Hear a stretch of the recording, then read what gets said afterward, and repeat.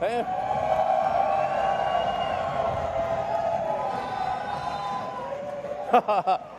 Great outfit. Hey.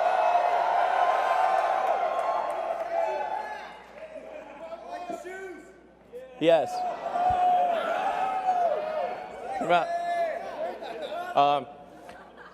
Yeah.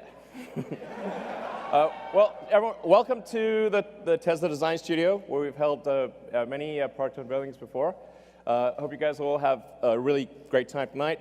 I think I've never seen so many cameras in my entire life. This is cameras everywhere. So we're going to start off by just talking a bit about how did we get here. You know, what are the things that have led to this day? What are the cars like?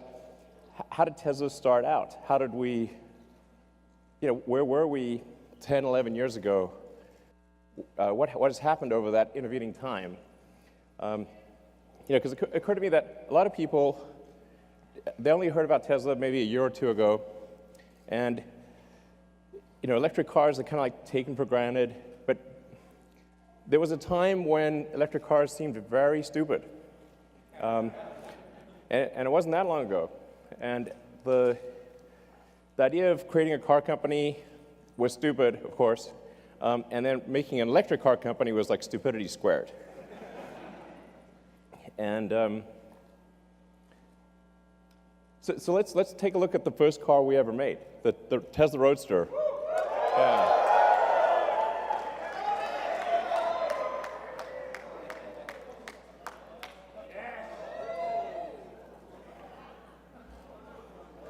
All right. It's a bit small. It's great. It's great. So the crazy thing is, if you go back 11 years today, Tesla had made one car, that car. That's serial number 1 of Tesla. So that's my car, actually. So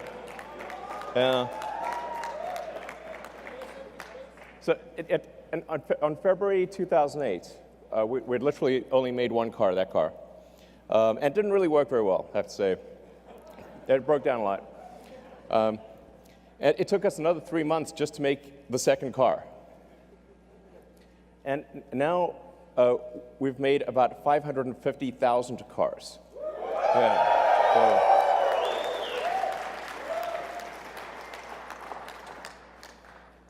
And after the Roadster, essentially what happened with the Roadster is we said, okay, we want to make a car, we want to really break the mold about how do people think about electric cars. Do they think about electric cars as being slow and ugly and poor performance? So we want to have a sports car, you know, a car that is fast, looks good, sexy, that's right. Ha ha, you took the words out of my mouth. So, exactly. Sexier.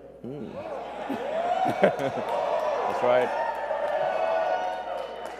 So the Roadster, the reason we did sports cars, we wanted to create a car that would break the mold for electric vehicles, and that would be sexy and fast and long range, and that's why we did the Roadster.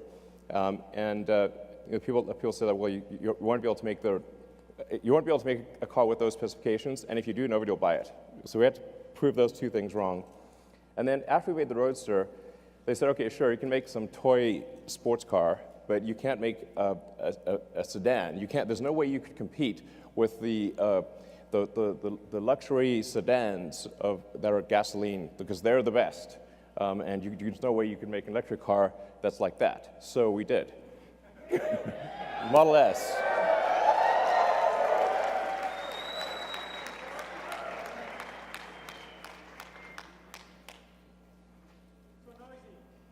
Exactly. So noisy.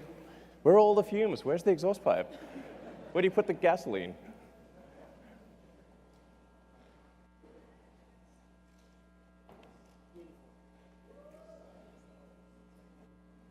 Yeah. So we actually started designing that car in the rocket factory. So we didn't have a design studio.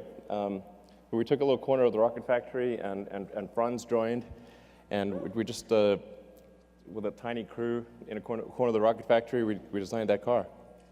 I think that car was really important because it was competing against the best of the gasoline cars.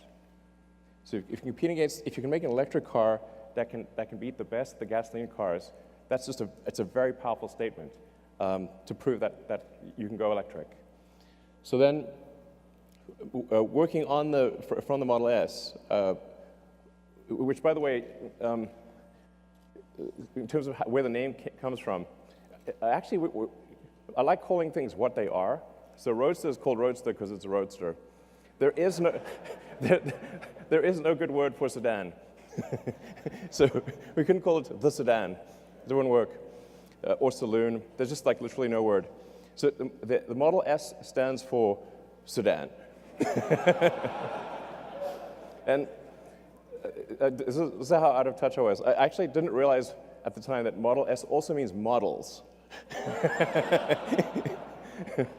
and then I had like at one point a license plate that said Model S2 because it was like the second production Model S, and it was like, and as I was walking away from my car, I said, "Wow, what a jerk! His license plate says Models 2."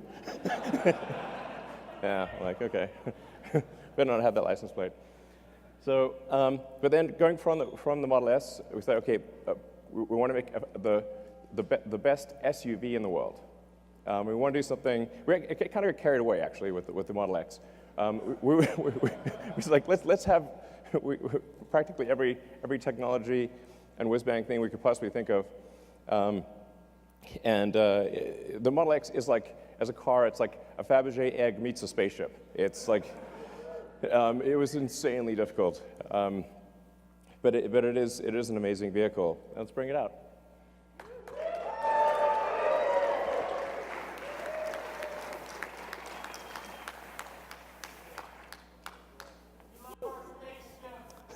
Cool.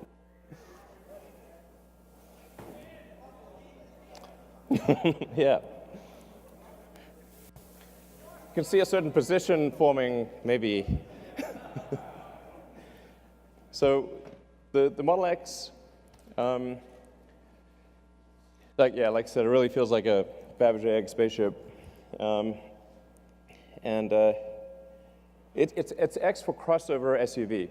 But then after we had the Model S and Model X, I thought it'd be pretty funny if we had the Model E. But then like Ford threatened to sue us. Ford killed sex. But I said, what if we call it the Model 3? Because that's completely different from me. They said, that's fine. So with the Model 3, let's bring out the Model 3.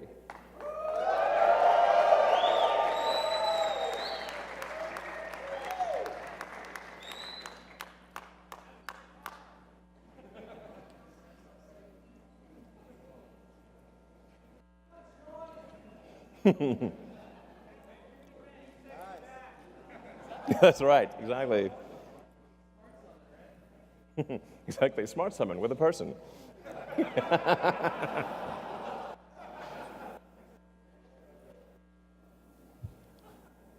So we made the original Roadster, the Model S, the Model X, the Model 3, and then we also then made the new generation Roadster, which we'll bring in. Sweet. Hey, sure. Yeah, my man!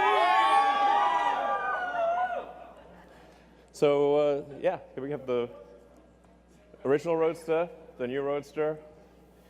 Yeah. And then, hey, how's it going? And then the Semi.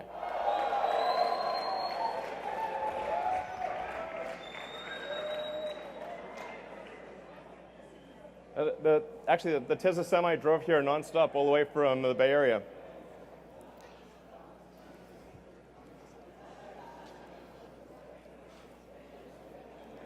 So that Tesla Semi, a 500-mile range electric semi. I learned to actually only after naming the thing that semi has two meanings. It's semi-sexy.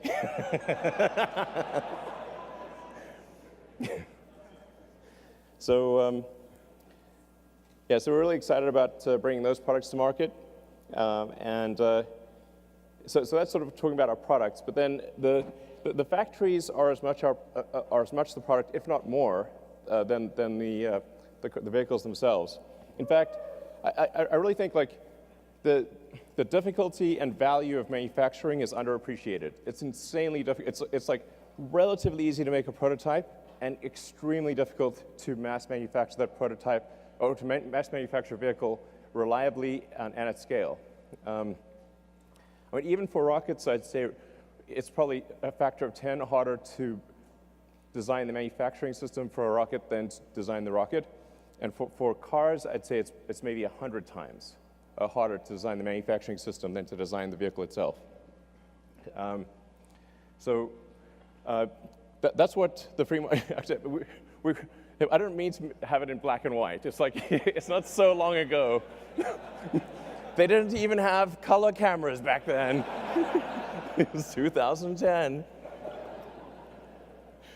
But it was very bleak. It's like essentially when we acquired the Fremont factory, which used to be called NUMMI, people sort of thought, oh, you've got a car factory. Now, if you have a car, they sort of think if you have a car factory, you can just make any car. It's like, no, that's like saying you've got a box.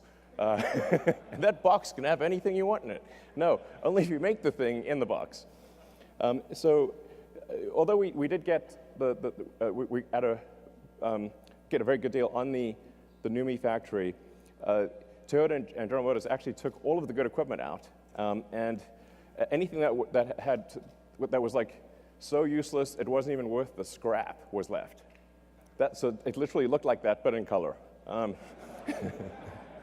it took an enormous amount of effort by a very talented team to actually turn essentially what looked like a derelict warehouse into a working car factory. Yeah.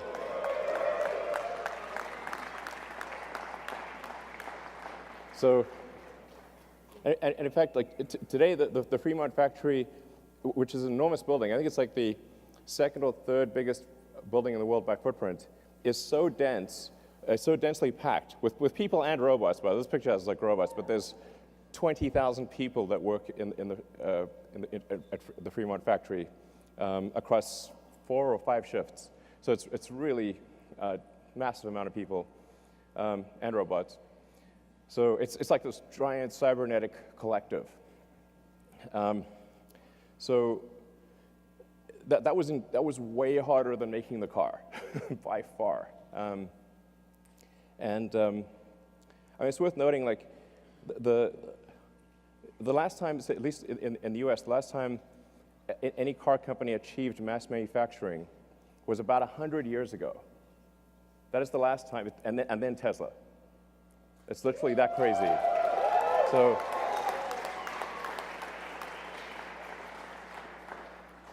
the issue is definitely not coming up with a car design. It is absolutely all about building the production system. You want to have a good product to build, but that's basically the easy part. Then the factory is the hard part.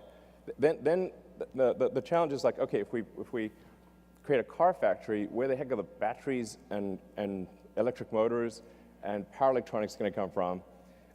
And that's where we need to say, okay, we better build something that's capable of 50 gigawatt hours at least of cell output, which at the time when we proposed the Gigafactory, I believe like total global output of lithium-ion batteries for all purposes, phones, laptops, cars, anything, was about 30 gigawatt hours. So we're like, okay, well, just do the basic math. We need something we need 50 gigawatt hours. So we better have a real big factory, or there's no way. So,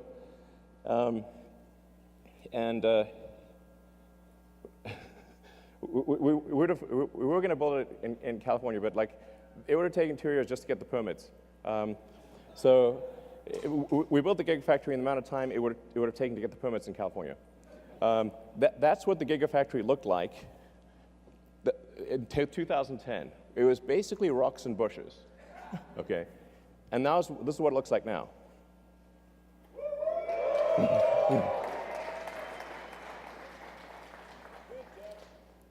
Yeah. So, and it's only about a third complete.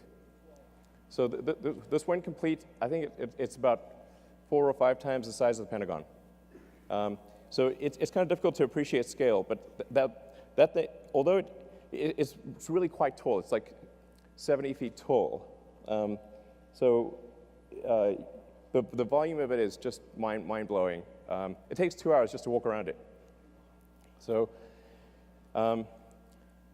again, it's work of a tremendously talented team working like crazy, like tens of thousands of people to produce this factory. And today it produces more lithium-ion than the rest of the world combined. So.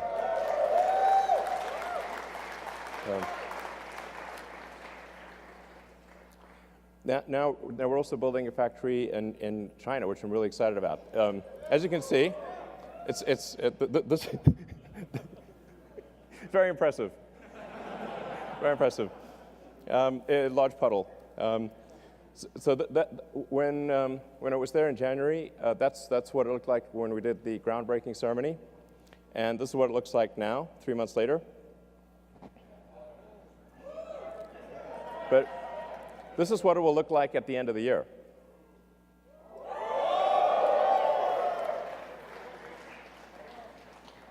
So things are moving fast, and this will actually be, once it's complete, the equivalent of our Fremont car factory plus our Nevada battery gigafactory combined. Yeah, so it's integrating the two, which kind of makes sense. So we're really excited about this. We're a great team in China, and this is going to be really important for making affordable versions of the Model 3 and Model Y for the greater China market. And then, besides cars, we have some other things. So the solar roof and Powerwall.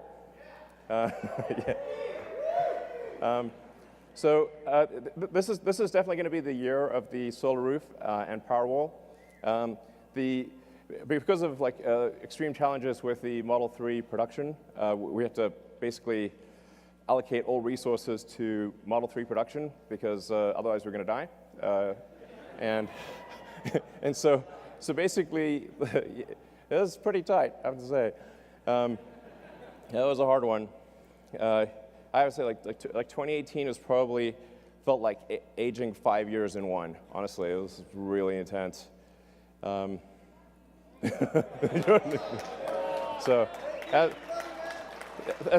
thank you for supporting Tesla through this difficult period. Thank you. Yeah.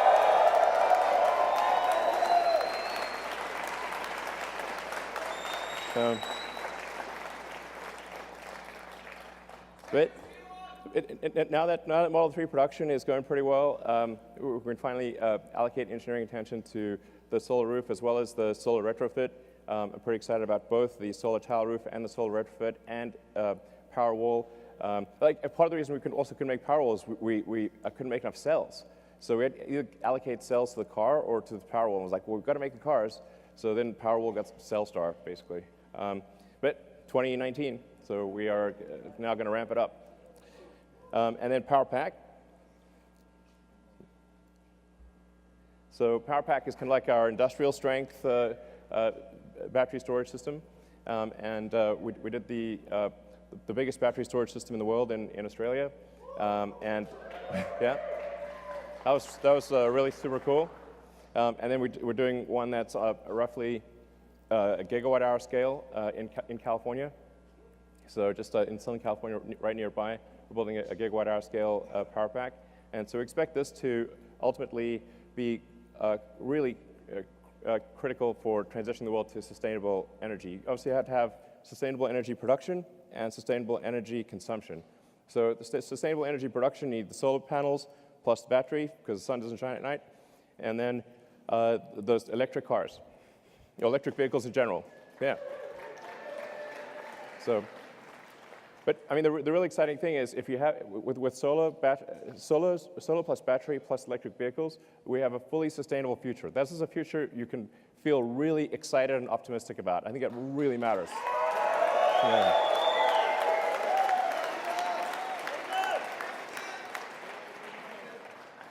And then supercharging. So, the first, in 2010, we had 0 superchargers. So there was no, you couldn't really drive long distances with an electric car in 2010.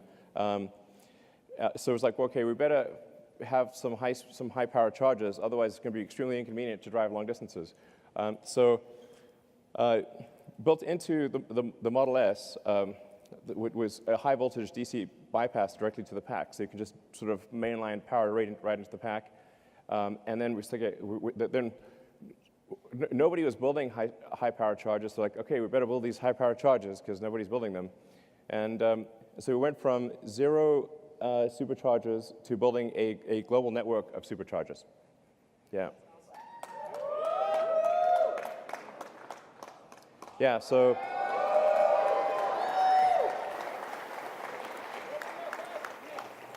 It's pretty nutty. Each one of those is a supercharging site. So supercharging team Tesla did an incredible job building a global network of superchargers that allow you to travel to a massive section of the world, basically anywhere in North America, almost anywhere in Europe, most places in China, not the Gobi Desert yet, but most places. We'll cover the Gobi Desert. We'll get there. And Saskatchewan, I swear to God, there is. I've specifically asked about the Saskatchewan supercharger, and I'm told it is under construction. So, absolutely, I've asked about it like twice. I'm told it's going to be completed soon, and then you will actually be able to drive across Canada. So yes, Hawaii. Kazakhstan. Actually, we have some great supporters in Kazakhstan. I think we probably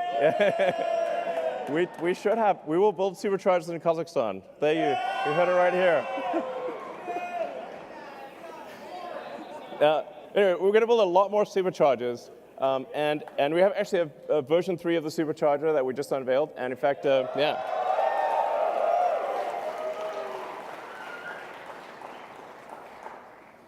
So the superchargers actually started out only at about 75 kilowatts, and now they're at, with version 3, 250 kilowatts, and we think probably can even go a little higher than that.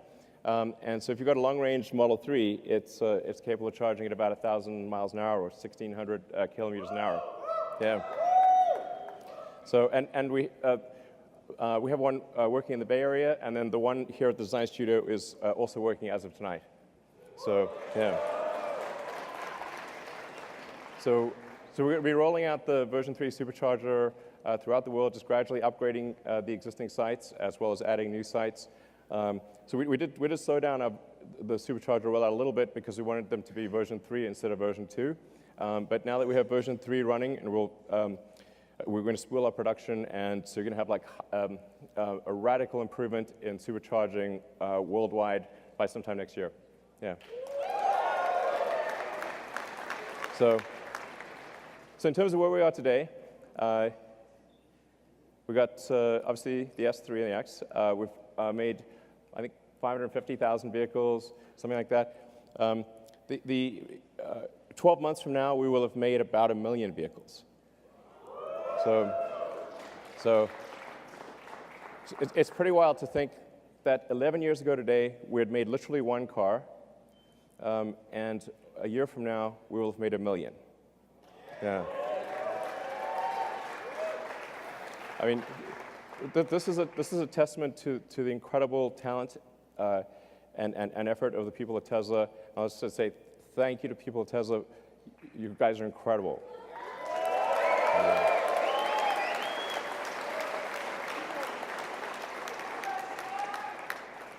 So, yeah, and 4 million tons of CO2 saved.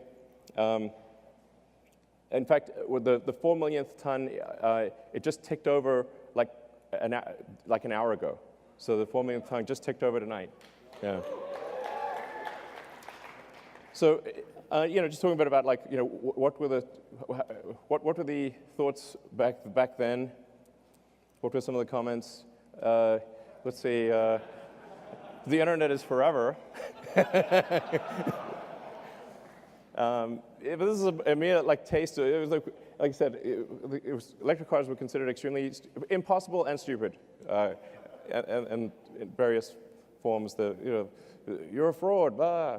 Like, okay, you can drive that fraud. Okay, and then now things have changed. Yeah.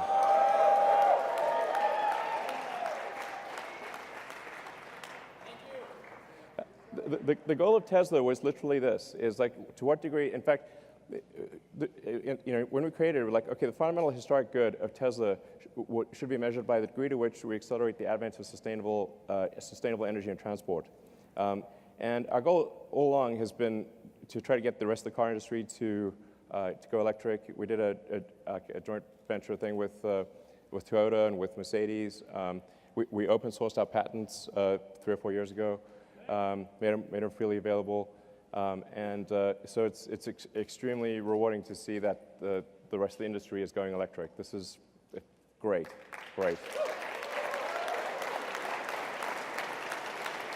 So, and I was just wondering, like, where will Tesla be in 10 years?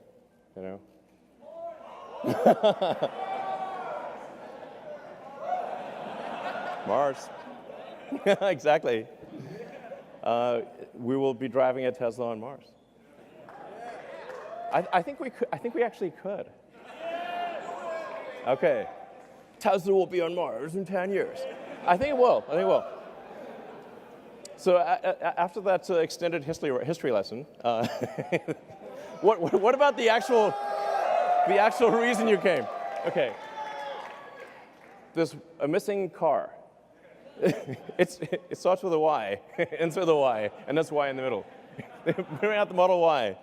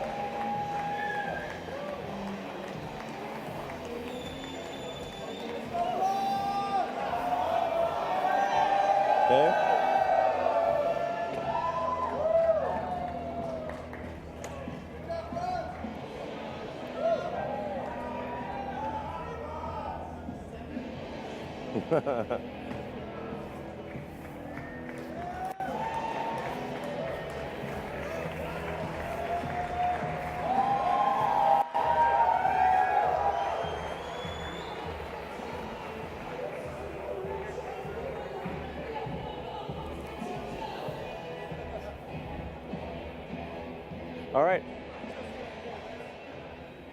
The Model Y. Yeah. So, like the 3, it will be extremely safe. So that you may know the Model 3 has the lowest probability of injury of any car ever tested by the U.S. government. The Model Y, we expect, will have a similar result. 5 stars in every category. With the battery pack low in the floor, it's going to have a very low center of gravity. So this will, it has the functionality of an SUV, but it will ride like a sports car. So this thing will be really tight in corners, and we expect it will be the safest mid-sized SUV in the world by far. And at Tesla, we actually always design with safety as the #1 goal. It's like people think, okay, performance, sure, but safety first. This is actually by far the most important thing. But it's also going to have incredible performance. So we expect to have 3.5 seconds, 0 to 60. Yeah, it's good. And very low center of gravity, so great handling.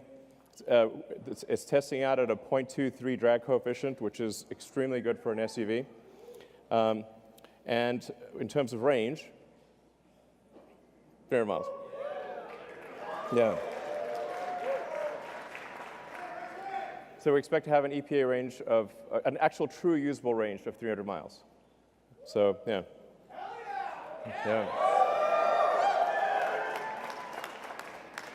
From an interior standpoint, it has a panoramic glass roof. And by the way, after I'm done here, you guys will be able to come up and like check out the car. So it's like, so it's going to have a panoramic glass roof. It like really feels like, just like the Model 3, if you're in the car, it just feels like you can see the sky. Seat 7, 66 cubic feet. Obviously autopilot and all that. As I've said publicly, we expect to be feature complete with self-driving sometime later this year. And then as we prove out the safety with billions of miles and kilometers, we will, from our standpoint, feel it's like safe enough to not pay attention and then get the regulatory approval sometime thereafter. But the cool thing is feature complete. Like it'll be able to do basically anything by the end of this year, just with software upgrades, which is pretty cool. So the basically long range one we expect to be about $47,000, and then sometime in 2021 we'll have the sort of standard version, which will have a $39,000 price point. So yeah.